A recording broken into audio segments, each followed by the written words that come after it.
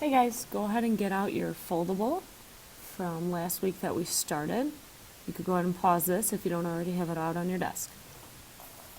We are technically on the fourth fold here, which has the white tab, so that's the next one that we're going to label. We're not learning anything new today, we're just doing a little bit more practice with what we've been doing the past few days on factoring.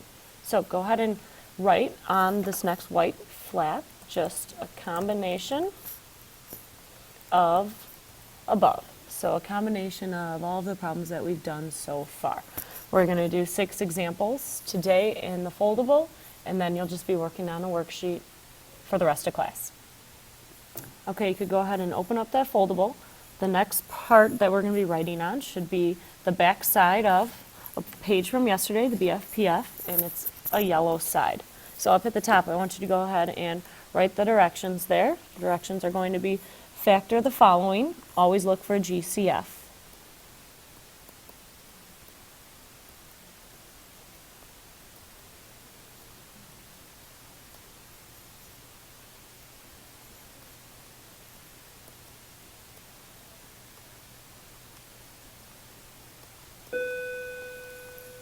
So we're going to combine everything that we've done so far. Looking for a GCF, factoring into the 2 sets of parentheses, and factoring when the leading coefficient is greater than 1.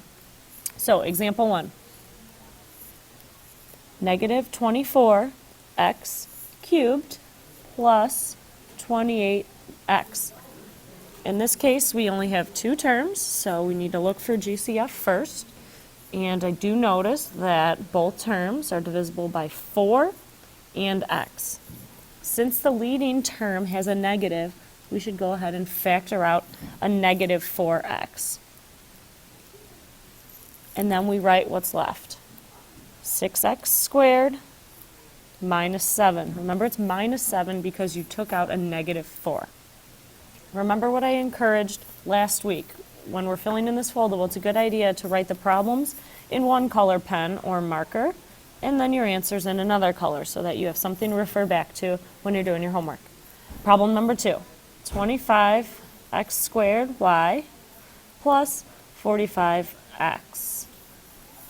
Again, always look for GCF first. I see that I can take a 5 out of both terms and an x. So we divide out a 5x. We have 5xy left for the first term, plus 9 for the second term. All right, example 3. X squared minus 12x plus 20. Think about how you'd approach this problem. Look for a GCF. There's not a GCF. So then let's try and factor. Set it up into your 2 sets of parentheses. We know it's x and x because the leading coefficient is 1. And again, ask yourself, what 2 numbers multiply to 20 and add to negative 12? Well, if it's adding to a negative number, we know they both must be negative. So we have negative 10 and negative 2, because when you multiply 2 negatives, you get a positive 20. All right, example 4. 5x squared minus 60x plus 135. Again, the first thing you always ask yourself, is there a greatest common factor? There is. It's a 5. So let's take out a 5. We have x squared minus 12x plus 27. Remember, how did I get all these numbers? I divided 5 from each term you see. Now don't stop. See if you can factor the trinomial further. Remember, this 5 we factored out. It's part of the problem. So we keep it in our answer. And let's set up our 2 factors here, x and x, and ask yourself, what multiplies to 27 but adds to negative 12? It's going to be the same type of problem as number 3, where they're both negatives, and it has to be a 9 and a 3. All right, 4 examples down, 2 to go. Let's go ahead and move down in our foldable to the white part that's right below the yellow page, and we'll start with example 5 here. We're only putting 5 and 6 on this page, so feel free to write as big as you want. We'll go 5 on the left side, 6 on the right side. All right, example 5. 7n squared minus 24n minus 16. Think to yourself, what steps do we take? Sorry guys, I was interrupted momentarily. But again, ask yourself, what steps do we take here in order to factor it? Look for a GCF. Is there a greatest common factor? No, there's not. We can't take the same factor out of 7, 24, and 16. So we go with our new method that we learned yesterday. Borrow and pay back. So remember, we borrow the a term, the 7. We want to take the 7 and multiply it to that negative 16. Rewrite your quadratic so your leading coefficient is 1, and it's easier to factor. How to get 112 again? 7 times 16. Not that this makes it a whole lot easier, but we do want to go ahead and factor this quadratic. Write your two factors, n and n, and we have to come up with those numbers, two numbers that multiply to negative 112, but add to negative 24. Rack the brain a little bit, come up with the factors, maybe start dividing 112 by some numbers, and then you find that 4 and 28 work.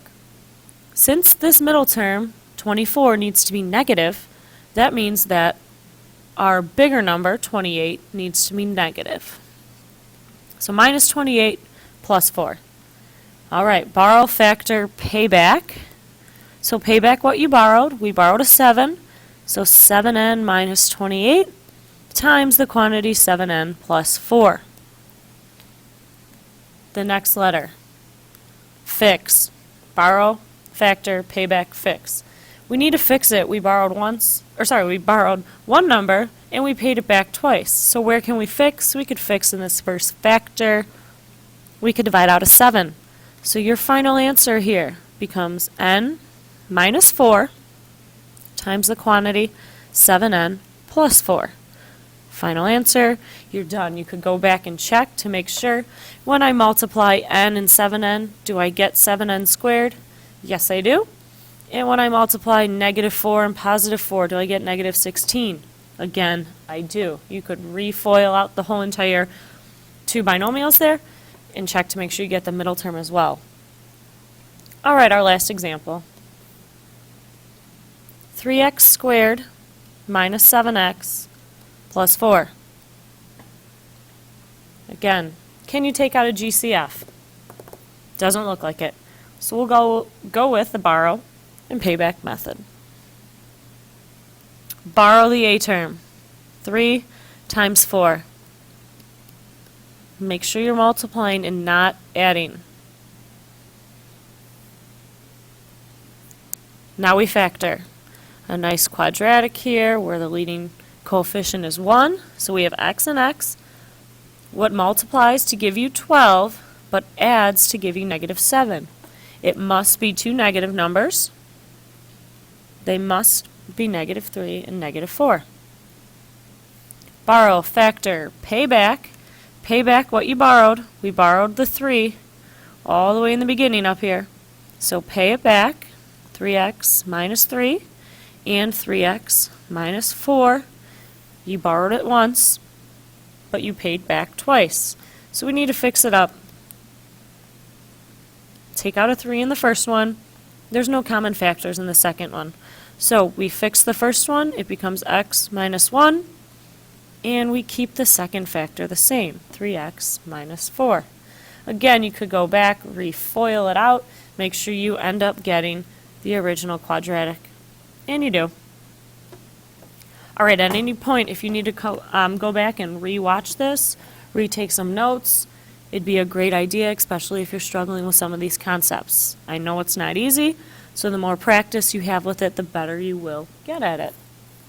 So when you're done watching this, I know I'm not here right now, so you could go ahead and ask the substitute for the practice worksheet, and you should hopefully be able to get that done and get started on your homework. So when you're done watching this, just go ahead and raise your hand and ask the sub for the practice worksheet. I will be here tomorrow morning if you have questions, and I'm able to stay after school. Have a good rest of your day, guys.